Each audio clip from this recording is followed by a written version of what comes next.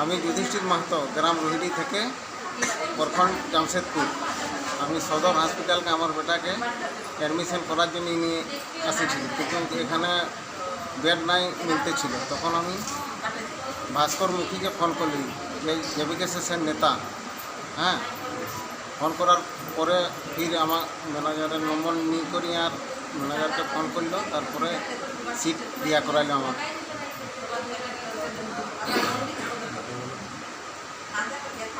এরকম যেমন আমাদের নেতা হলে ভালো হয়। বেকো পঞ্চায়েতে রুইডি গাঁয়ে? হ্যাঁ, বেকো পঞ্চায়েত রোহিড়ি গাঁয়ে থেকে।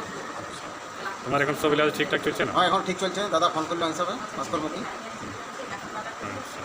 দাদার মানে আদেশে সব ঠিকঠাক চলছে এখন? দাদার আদেশে সব ঠিকঠাক চলছে।